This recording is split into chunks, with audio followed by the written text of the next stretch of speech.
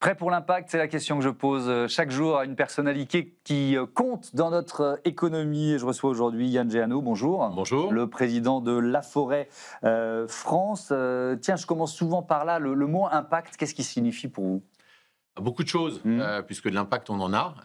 Impact sur le logement des Français, Hmm. sur la vie des Français, sur le début d'une carrière, sur des moments parfois de vie complexes. Hmm. Impact sur la transition et Ouais. également du bâtiment, du logement. Je pense qu'on va en parler, Évidemment, on va détailler ensemble. ça, puisque vous êtes, je crois, le premier réseau immobilier qui a été labellisé enseigne responsable. Donc on va Exactement, on va parler de détailler ça. tout ça. Et puis Ouais. impact sur la création d'entreprises et sur Ouais. l'emploi, puisque nous sommes un franchiseur, donc nous Ouais. accompagnons des entrepreneurs qui veulent développer leur Ouais. entreprise et recruter. Derrière ça, il y a presque le rôle social, économique, mais aussi le rôle social, sociétal de l'entreprise. C'est ce que j'entends dans votre réponse. Exactement, un rôle sociétal, un Mmh. rôle d'ascenseur social. Ouais. On vient de fêter nos 34 ans et nombreux sont les collaborateurs, les collaboratrices qui sont Mmh. rentrés dans le réseau pour être commercial, qui ont gravi les échelons et certains aujourd'hui sont à la tête d'entreprises qui fonctionnent plutôt très bien. Ouais. Avec un réseau de franchises immobilières de plus de 700 agences aujourd'hui, environ 25 000 ventes et 25 000 locations par an, un chiffre d'affaires 2024 affiché pour Laforêt Franchise de 24 700 000 euros. Vous dites que la franchise est une boussole en période de tempête. J'ai bien aimé cette expression. Pourquoi? Mais les Français aujourd'hui font face à une crise de l'accès au logement sans Ouais. précédent, puisque les trois voies d'accès au logement qui sont le logement social, Mmh. la primo-acquisition, donc devenir Ouais. propriétaire pour la première fois, ou le logement classique privé, Ouais. sont totalement embouteillés. C'est vrai que dans ce contexte-là, les Français, plus que jamais, viennent voir une marque qu'ils connaissent Mmh. depuis 34 ans, une marque française, une marque des territoires, de métropole et Mmh. d'outre-mer, et ont ce privilège de pouvoir pousser la porte d'un commerce de proximité à côté de chez eux, de pouvoir se confier, de pouvoir avoir Mmh. des réponses à leurs Parce qu'une questions. boussole, ça donne un cap, ça aide à Ça donne un choisir un bon cap, cap. exactement, dans son parcours Mmh. personnel. Et le logement est intimement lié au parcours Mmh. personnel. Pour débuter sa carrière, lorsqu'on se met en couple, qu'on a une famille qui s'agrandit, que parfois on décide de se séparer, qu'on doit se rapprocher de parents qui sont dépendants, Ouais. qu'on doit gérer une succession. Vous accompagnez des étapes essentielles de nos vies, en fait. Toutes les étapes Ouais. de la vie, trouver un logement Mmh. pour faire des études, on en parle Ouais. beaucoup, trouver son premier logement pour prendre son Ouais. premier job également, on est présent à toutes ces étapes de la vie. Alors, on va parler de cette crise de l'immobilier. Vous l'avez dit, il y a une sorte de thrombose, quoi, de blocage. Mm. Elle dure d'une certaine façon. Est-ce que vous commencez à avoir un peu d'expérience chez Laforêt du secteur? Est-ce que vous avez souvenir d'une crise qui a duré, qui s'est étirée aussi longtemps dans le temps? Non, non, non, j'ai pas le souvenir Mm. parce que en fait, on s'est enfoncé progressivement dans cette crise Mm. de l'accès au logement, du fait de contraintes réglementaires, du fait des taux également d'emprunt qui ont évolué, du coût de l'immobilier, de l'aménagement du territoire. Et au fil des années, on n'a pas vu de solution pragmatique émerger, mais à contrario, Mm. des contraintes réglementaires qui se sont multipliées et qui étaient finalement inverses aux intérêts des Français qui recherchent Ouais. un toit. Alors, vous dites même, je vais vous citer, il n'y a dans notre pays aucune vision pour créer de la croissance. Les investisseurs ont été découragés. On leur a tapé dessus avec la taxe foncière, l'encadrement des loyers, la loi climat et résilience. Alors, bon, ça risque de continuer avec le budget 2026, que je ne sais pas s'il faut l'attendre quand on voit le concours Lépine de la fiscalité auquel on assiste à l'Assemblée nationale. Alors, il y a plusieurs réactions possibles. Vous vous dites, bon, bah, il n'y a plus rien à attendre des politiques, on taille la route sans eux. Comment vous... Ou alors, quand même, on espère un regain de lucidité et de responsabilité. Comment vous Alors on réagissez? espère toujours, évidemment. Oui. On travaille, on fait du lobbying. Mmh. J'ai pu m'entretenir avec le nouveau ministre du Logement Mmh. il y a quelques heures. Il est bien conscient des enjeux. Mmh. C'est un élu local, c'est un maire avant tout. Ouais. Donc il sait à quoi ses administrés sont confrontés en logement. Et puis on a eu quand même dernièrement des ministres des ministres du logement, Mmh. avant aussi, qui ont compris les enjeux. L'enjeu de l'investissement locatif, Ouais. il est essentiel parce que faut quand même rappeler quelque chose qui semble évident, mais pour qu'il y ait des locataires, il faut qu'il y ait quelqu'un qui investisse et qui achète un logement pour le mettre sur le marché. Alors, ça pourrait être le rôle de l'État avec le logement social, mais on sait que l'État n'a plus les moyens de financer le logement social. Ce sont donc les particuliers. Et les particuliers, on les matraque, on ne les reconnaît pas comme un acteur du logement, et c'est ce qu'on demande. Et la précédente ministre du Logement avait identifié ce que l'on réclame depuis une décennie maintenant au moins, le statut de bailleur privé, c'est-à-dire reconnaître que l'investisseur particulier a un statut avec une fiscalité lisible. Et ça éviterait qu'il se décourage. Oui. Mais derrière ma question, on peut se demander si la sortie de crise, pour vous, elle dépend du gouvernement ou d'un gouvernement, parce qu'il y en a eu tellement des gouvernements depuis bientôt 1 an et demi. Alors, la réponse ne va pas être une réponse de Normand, mais en tout cas une réponse assez mitigée, puisque paradoxalement, le marché immobilier, je ne parle pas de l'accès au logement, mais le marché immobilier a retrouvé des couleurs à l'été 2024, au moment de la dissolution. Et il n'a cessé de se redresser malgré la censure d'un gouvernement en fin 2024, malgré la défiance d'un autre gouvernement cette année, le Cornu 1, le Cornu 2. Les Français compartimentent. Ils ont d'un côté leur vie, on remplit le réservoir de son véhicule, on remplit son réfrigérateur, on s'occupe de scolariser ses enfants et on a un projet immobilier, on regarde les taux, on regarde les prix, on y va et malheureusement on a le sentiment que les Français, eux, ont voté la défiance envers les politiques depuis des années. Donc oui, on attend des choses pour débloquer. Il y a des décisions fortes à prendre pour débloquer, d'aménagement du territoire, de statut du bailleur privé, d'aider les primo-accédants. Mais le marché, depuis longtemps, s'autorégule, travaille lui-même. Les professionnels également vont chercher des solutions que nos gouvernants n'arrivent pas à nous apporter. Alors, on va parler de ce label, premier réseau immobilier labellisé enseigne responsable. Ça veut dire quoi? Qu'est-ce qu'il y a derrière ce label? Il y a un audit sur les critères ISO 26000. En fait, c'est une idée qu'on avait en tête depuis un moment, de se dire on fait des affaires, on fait de l'immobilier, et ce n'est pas un gros mot de faire de l'immobilier et d'aider les Français à se loger et d'avoir des rémunérations face à ça et des honoraires face à ça. Mais on joue également un rôle. On soutient des associations, beaucoup d'associations depuis des années. C'était peut-être un peu décousu. Donc, on a voulu à un moment savoir ce qu'était vraiment la RSE. Puisque pour beaucoup, la RSE, ça se résume à rouler dans un véhicule électrique ou en trottinette et à ne pas trop consommer d'énergie, mais c'est beaucoup plus large que ça. C'est son rapport au tiers, son rapport aux collaborateurs, les partenaires, les consommateurs, etc. Donc, on s'est lancé dans cet audit un peu fou qui a été extrêmement chronophage. La préparation de l'audit jusqu'à la délivrance et au passage, la première fois, ça a été vraiment 6 mois de travail acharné. Il faut tout mesurer. Les prestataires avec lesquels on travaille, ils sont certifiés, les travaux, les matériaux qu'on utilise chez nous, les matériaux recyclés, les matériaux qui émettent des gaz à effet de serre, nos relations aux consommateurs, nos relations aux tiers, aux partenaires, l'équipement de nos agences, l'équipement de notre siège. Donc beaucoup de travail.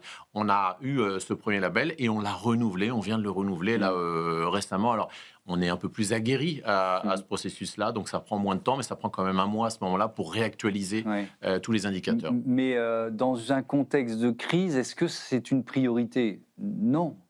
Enfin, vous voyez, dans le secteur de l'immobilier, pas seulement pour la Forêt France. Je crois que c'est une construction de marque. Vous en parliez tout à l'heure. La Forêt, c'est une marque extrêmement connue, extrêmement reconnue, qui génère de l'empathie, qui génère de la confiance dans un métier où on a besoin de confiance et qui se doit d'avoir également une partie avant-gardiste qui peut être de l'innovation technologique, mais qui peut être également sur le rôle sociétal que chaque entreprise joue dans notre pays, d'un grand groupe au commerçant local, parce que ça a aussi un effet sur le recrutement. Les jeunes générations sont très sensibles à ça, et aujourd'hui, pour recruter dans nos agences, on se doit aussi de se positionner face à ces enjeux et d'apporter des solutions. Si on prend, je veux bien quelques exemples. Vous disiez les matériaux, la recyclabilité, enfin voilà, peut-être, tiens, quand on fait un audit, le levier le plus efficace C'était lequel? Si je parle du E de RSE, c'est-à-dire de l'aspect environnemental. Alors, paradoxalement, dans nos agences, puisqu'on a audité par l'intermédiaire de commission transition énergétique au MEDEF, on a audité plusieurs de nos agences, un panel d'une demi-douzaine d'agences, justement pour aller voir où est-ce qu'on pouvait progresser localement dans nos agences. Et à notre grande surprise, on ne s'y attendait pas, c'est sur ce qu'on appelle la pollution numérique. On a un réel axe de progression, on échange beaucoup de documents, on échange beaucoup d'emails. Un candidat à la location nous envoie son dossier, on le fait suivre au propriétaire ou à une compagnie d'assurance pour voir s'il est éligible. On échange des actes de propriété, on échange des bons de visite et il y a une consommation extrêmement importante de data. On sollicite des serveurs qui sont ça parfois... fait tourner des data centers, voilà, ça fait tourner des data centers. Ouais. Donc, on explore aujourd'hui des solutions pour, par exemple, transformer des fichiers lourds qu'on va rappeler, des emails qu'on va rappeler en PDF qui vont être beaucoup plus légers et qui vont alléger aussi la consommation. Et ça, on ne s'y attendait pas du tout. Évidemment, on pensait enseigne, consommation électrique, véhicules, mailing papier. Flotte de véhicules, exactement, etc. Mais c'est pas là qu'on a l'enjeu le plus important et le levier le plus important, assez paradoxalement. Ouais. De l'importance de faire un audit. Souvent, on a ce type de réaction et de surprise. Je voudrais qu'on parle de la Fondation La Forêt qui joue quand même un rôle assez central dans cet engagement. Quelles sont ses missions principales? Alors, ces missions, c'est mieux vivre ensemble. Alors, c'est très large. Mieux vivre ensemble, ça adresse aussi bien le logement, mieux vivre dans son logement, que l'environnement, que le patrimoine, que l'inclusion. Donc, la Fondation La Forêt, elle porte des projets structurants qui sont maintenant récurrents. On a créé cette fondation en 2022. La reforestation en France, pour la forêt, ça tombe plutôt bien. En France, ça tombe aussi plutôt bien. C'est important pour nous. Les forêts qui ont été dévastées par des tempêtes, les forêts qui ont été cannibalisées par des scolytes et les arbres qui sont en train de mourir les uns derrière les autres. Donc, on aura replanté quand même, à la fin de l'année, 200 000 arbres en France. Donc ça, c'est un projet structurant, un projet important. On lance des appels à projets dans notre réseau pour soutenir des actions locales. On a soutenu dernièrement l'antenne de Calais de la Société nationale des sauveteurs en mer, avec qui on a cofinancé des équipements, un taux pour un bateau, un ponton. Et puis également, on a pour l'accès au logement des causes qui nous touchent particulièrement, qui sont l'accès au logement pour les jeunes, et puis le logement également de nos anciens. Alors justement, l'accès au logement, tiens, ça rejoint la question que Nicolas Froissart, qui était à votre place la semaine dernière, directeur général de l'association Espace, a choisi de vous poser. On l'écoute tout de suite. Bonjour Yann, j'avais une petite question pour vous. On sait à quel point les questions de logement sont importantes aujourd'hui dans notre société. Je voulais savoir ce que votre groupe faisait pour faciliter l'accès au logement pour toutes et tous, et y compris les plus vulnérables d'entre nous. L'accès au logement pour les plus vulnérables, qu'est-ce que vous faites? Alors, premier exemple concret, les jeunes.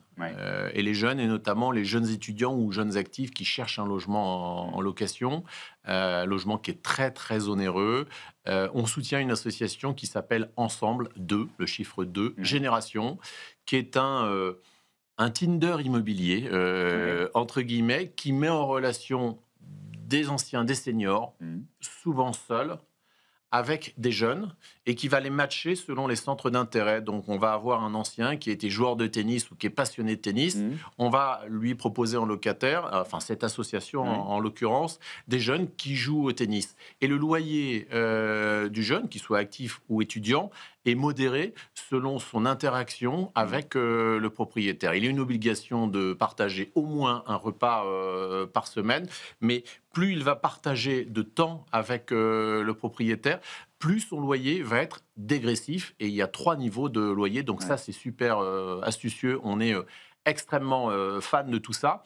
Et puis, on soutient des associations pour les femmes battues, pour celles et ceux qui ont des difficultés pour accéder au logement. On était à un dîner caritatif en début de semaine, justement pour soutenir une association qui a récolté au global près de 60 000 euros pour justement acheter des logements partout en France et pouvoir les proposer à ceux qui aujourd'hui sont dans une phase ou une passe difficile et ont besoin de trouver un logement. Est-ce que vous êtes un acteur du logement social? Non. Pas du tout. Non, absolument pas. Pourquoi? Mais bon, parce que c'est pas dans votre ADN. C'est pas notre ADN, c'est pas notre histoire. Mais on a quand même ce pas de côté pour aider par l'intermédiaire du logement. Je prends un autre exemple. On a aidé en Corse une association qui s'appelle l'INSEM, qui va aider les familles dont les enfants vont venir se faire opérer en métropole, qui n'ont pas de logement. L'INSEM achète des logements à côté des grands hôpitaux de Marseille ou de Paris pour loger les familles quand leurs enfants sont opérés ou suivent des interventions pour des pathologies extrêmement lourdes. Autre engagement, on est toujours dans le périmètre de la Fondation La Forêt, des engagements en faveur de l'inclusion. Là, je veux bien que vous nous expliquiez également ce que ce mot inclusion, on a parlé du sens du mot impact pour vous, ce mot inclusion, qu'est-ce que ça signifie pour la forêt ? L'inclusion, alors évidemment, ça revêt beaucoup de facettes, mais on va prendre un exemple concret qui se passe maintenant dans toutes nos agences de Normandie, qui soutiennent un projet qui s'appelle la Cravate Solidaire. La Cravate Solidaire, c'est une récolte de vêtements, de travail, de chemises blanches, de costumes, de chaussures, pour celles et ceux qui n'ont pas les moyens de s'acheter une tenue professionnelle pour passer un entretien. Voilà. Et la Cravate Solidaire, ça va plus loin. Il y a des coachs également dans cette association qui va coacher celles et ceux qui veulent venir ou revenir vers le marché de l'emploi, qui n'ont pas les codes, qui ne savent pas nécessairement comment se déroulent des entretiens. Donc ça, c'est du concret et c'est comme ça qu'on aide, par exemple, à l'inclusion. Vos besoins de recrutement, puisqu'on parle j'y pense là en vous entendant parler d'entretien d'embauche, vous êtes un secteur en tension, oui, non, alors on peut dire que presque tous les secteurs ont été en tension, mais est-ce que vous avez encore aujourd'hui des difficultés de recrutement ou pas forcément ? Oui, comme tout le monde, on a des difficultés de recrutement. Alors, on fait plusieurs métiers. Les métiers qui ont souffert le plus, qui est le métier de la vente, ces dernières années, en 2023, qui a souffert fortement. On fait de la location, vous l'avez dit tout à l'heure. On fait de la gestion locative, du syndic de copropriété, donc avec des profils très différents. Sur les métiers commerciaux, j'étais sur un salon pendant quelques jours et on voit de nouveau les jeunes qui ont les yeux qui brillent. Quand on leur parle d'immobilier, on avait un corner recrutement. On a reçu beaucoup de jeunes qui veulent se former, qui veulent travailler dans les métiers de l'immobilier. Et on a des besoins, évidemment, de métiers et de profils commerciaux. Est-ce qu'il faut changer, pardon de vous interrompre, mais est-ce que, parce que il y a beaucoup de chefs d'entreprise qui viennent ici et qui disent, finalement, face à ces tensions, on s'est posé la question de nos biais de recrutement, de nos filières de recrutement, en se disant il faut qu'on élargisse un peu le spectre. Est-ce que vous êtes aussi dans cette démarche ou est-ce que c'est quelque chose que vous faisiez déjà depuis plusieurs années ? On le fait évoluer au fil du temps. Les critères, évidemment, évoluent. Il faut bien comprendre qu'aujourd'hui, dans des fonctions commerciales, la majorité des candidats sont des clients. Presque de l'enseigne ou de la marque ou du réseau qu'ils vont rejoindre. Donc, il faut séduire ces clients, il faut leur apporter un projet d'entreprise. On parlait de la RSE et ça en fait partie. Il faut leur bâtir une politique de rémunération qui soit adaptée, une politique de formation, de montée en compétences, de reconnaissance. Donc, c'est un travail régulier. On a des commissions qui travaillent tout le temps avec des chefs d'entreprise franchisés chez nous, avec des collaborateurs du siège qui travaillent tout le temps pour affiner les offres, les tendances, voir pourquoi on ne vient plus chez nous, voir pourquoi on nous quitte. Aussi, c'est très important, avoir ce contact avec un collaborateur qui nous quitte. Pourquoi nous quitte-t-il et que devons-nous améliorer ? Est-ce que ça suppose de lancer une ou des campagnes de recrutement pour une marque connue des Français comme La Forêt ? C'est constant. C'est constant. Même vous êtes obligé de le faire. Nous sommes en recrutement permanent sur les réseaux sociaux, puisque c'est là qu'on va capter les contacts. Il y a des campagnes régulières d'achat de mots-clés, de sponsoring, des témoignages, de diffusion de contenu pour dire à celles et ceux qui sont en phase de recherche ou qui s'intéressent en tout cas à un nouvel emploi, dire dans l'immobilier, il se passe des choses. Il n'y a pas que les métiers commerciaux, il y a des métiers de comptable, il y a des métiers de management intermédiaire, il y a des métiers de technicien du bâtiment, et puis on peut devenir son propre chef d'entreprise également. Donc ça, c'est constant, tous les jours, on est sur ce travail-là. Ah, mais peut-être qu'il y en avait moins besoin au moment, juste après la crise Covid, parce qu'on a vu énormément de Français se poser des questions sur le sens de leur travail, etc., et alors qui se sont transformés en agents immobiliers. Il y en a pas mal qui sont revenus en arrière, qui ont déchanté. Comment vous avez appréhendé cette période un peu particulière quand même du secteur ? Très particulière. C'est vrai que l'année 2020 a été un point bas en termes de vente. On s'en souvient toutes et tous maintenant. Et derrière, on a eu un rattrapage. Rattrapage parce qu'il fallait rattraper les ventes et les achats qui ne s'étaient pas faits. Et puis parce que tout le monde cherchait. Et puis parce qu'il y avait une nouvelle aspiration. Jardin, etc. Exactement. On voulait aller vivre en région, on voulait une terrasse, on voulait un jardin. Donc, on a eu un marché qui a dépassé allègrement le million de transactions, alors qu'on était plutôt avant sur un trend entre 850 000 et 900 000. On a frôlé les 1 200 000 transactions. Donc, c'est vrai que le gâteau a grossi soudainement et que ça a généré beaucoup de vocations. Certaines ont été pérennes et d'autres ont été extrêmement ponctuelles parce que le métier de l'immobilier ou les métiers de l'immobilier, ce sont des métiers avec une technicité, avec une formation. Non, il faut 2 ans pour un BEP de coiffure, par exemple. Et ben dans l'immobilier, il faut aussi 2 ans pour avoir commencé à maîtriser son métier. Ouais. On est revenu à quel niveau ? Puisque vous disiez on avait atteint ce pic là, des 1 200 000 transactions, on est revenu à quel niveau ? On va dépasser 900 000 transactions au niveau France cette année, ce qui est le trend normal. Donc le marché immobilier... Il a retrouvé une forme de normalité. Il a retrouvé une normalité. L'accès au logement qu'on a évoqué tout à l'heure, c'est d'autres choses. On a toujours cette problématique vers les populations de primo-accédants qui ont des difficultés à réunir leur apport vers les locataires. Étant donné que les primo-accédants, ceux qui sont censés devenir propriétaires, restent dans leur logement et qu'on a moins d'investisseurs. On a également une problématique avec les locataires, 16 ou 17% des candidats qui ont leur Parcoursup, qui par exemple ne vont pas choisir les formations dans lesquelles ils ont été retenus parce qu'ils n'ont pas de logement. De la mobilité professionnelle qui ne se fait pas non plus parce qu'il n'y a pas de logement. On a beaucoup de dirigeants d'entreprises qui viennent nous contacter en disant « il faut qu'on trouve un deal avec vous, la forêt. On veut peut-être maintenant acheter de l'immobilier » pour avoir des vendeurs dans nos boutiques parce qu'ils n'arrivent plus à se loger. Donc, enjeu très, très fort du logement dans notre pays. Je voudrais revenir sur les enjeux environnementaux, les enjeux globaux du secteur de l'immobilier, du secteur du bâtiment, qui est un gros secteur émetteur de gaz à effet de serre. Depuis quand vous voyez ce secteur intégrer la question de la transformation, de la décarbonation à sa stratégie ? Oui, alors, gros secteur, moi, je ne veux pas relativiser, mais replacer du contexte, quand même, si on additionne le transport, l'agriculture et l'industrie, on a 75% des émissions de gaz à effet de serre en France. Donc, le logement, on estime que c'est entre 15 et 20%, mais dans ces 15 à 20%, il y a la construction, qui sont des pics d'émissions, et puis derrière, il y a l'entretien ou l'usage global. Sur la construction, ma question, elle posait plus sur la construction. Vous voyez les méthodes, mais vraiment, je dis la stratégie, c'est-à-dire changer. Il y a la question du réemploi des matériaux, de la gestion des déchets, de matériaux bas carbone. Je recevrai à votre place le patron d'une entreprise qui travaille là-dessus. Est-ce que vous voyez vraiment la stratégie évoluer depuis, je ne sais pas, une dizaine d'années peut-être ? On le voit sur la construction, évidemment, depuis 15 ans, le virage a été pris. Et nous, on est plutôt sur l'entretien avec l'administration de biens. Donc, c'est vrai qu'on sollicite les propriétaires. Il y a un calendrier de rénovation énergétique et on va vers eux, on est proactif.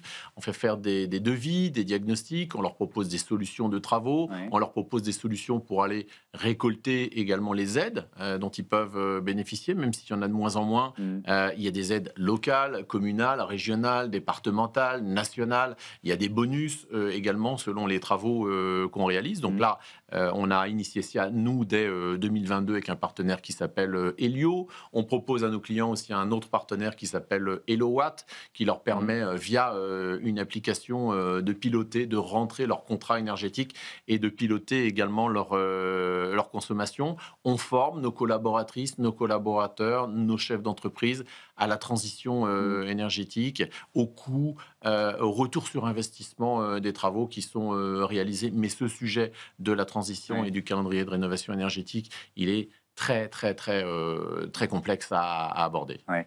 La RSE, on a quasiment parlé que de ça dans notre entretien. Est-ce que c'est un espace d'innovation pour vous, peut-être plus que d'autres?